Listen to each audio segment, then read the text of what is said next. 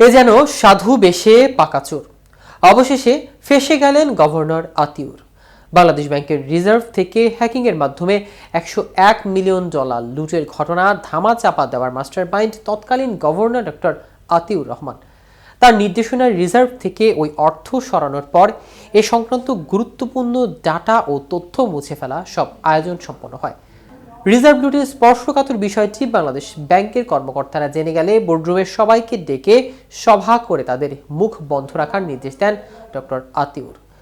সাক্ষীদের বয়ানে এভাবেই একে একে বেরিয়ে এসেছে সব চাঞ্চল্যকর তথ্য। কিন্তু মূলত কোন কৌশলে এমন সূক্ষ্ম কাজটি সম্পন্ন করেছেন আতিউর, এ বিষয়ে আর কোন কোন তথ্য জানা গেছে, বিস্তারিত থাকছে প্রতিবেদনের বাকি অংশে। কেটিভি নিউজ 24 চ্যানেল থেকে আপনাদের সাথে আছি আমি মাহমুদুর রহমান জিয়া।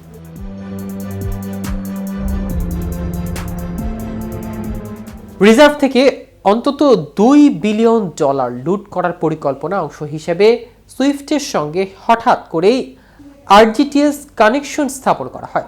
বাংলাদেশ ব্যাংকের তৎকালীন নির্বাহী পরিচালক শুভঙ্কর সাহার মধ্যস্থতায় হ্যাকিংয়ের প্রথম অধ্যায় আরটিজিএস প্রকল্প আনা হয়। হ্যাকারদের হাতে তুলে দেওয়া হয় সুইফটের অ্যাক্সেস। পরিকল্পনা মতো আরটিজিএস সংযোগ স্থাপনের জন্য ভারতীয় নাগরিক নীলা ভান্নানকে ভাড়া করে বাংলাদেশ ব্যাংকে নিয়ে আসেন আতিউর। আরটিজিএস স্থাপনের পর নীলা ভান্নান বাংলাদেশ ব্যাংকের ইন্টারনেটের সঙ্গে সুইফটের সংযোগ স্থাপন করে নেন। এরপর ধাপে ধাপে শুরু হয় পরিকল্পনার বাস্তবায়নের পর্ব।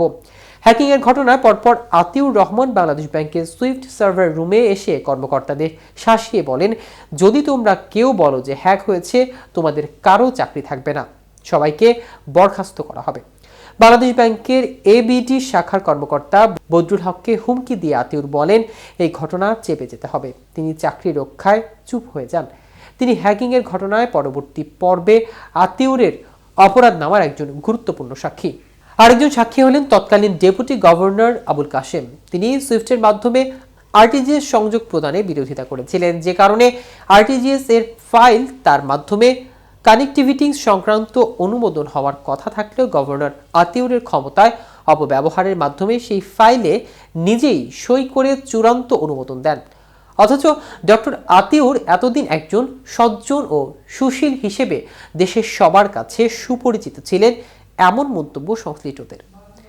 তাদের মতে ভদ্রলোকের মুখোশ পরে আতিউর এমন ভয়াবহ অপকর্মের ঘটনা মনে করিয়ে দেয় রবি ঠাকুরের 2 বিঘা জমি কবিতার 2টি লাইন, বেটা সাধু বেশে পাকা চোর অতিশয়।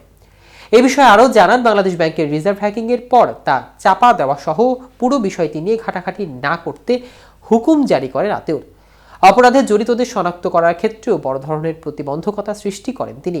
হ্যাকিংয়ের মাধ্যমে অর্থ লুটের পর তিনি ঘটনাটি আড়াল করতে কোনো দপ্তর যেন গোয়েন্দা সংস্থা, আইসিটি মন্ত্রণালয়, স্বরাষ্ট্র মন্ত্রণালয় কিংবা রিজার্ভ হ্যাকিংয়ের বিষয়ে অপরাধীদের শনাক্ত করার ক্ষেত্রে সহযোগিতাকারী কোনো ব্যক্তি কিংবা প্রতিষ্ঠানেরও সহায়তা নেননি।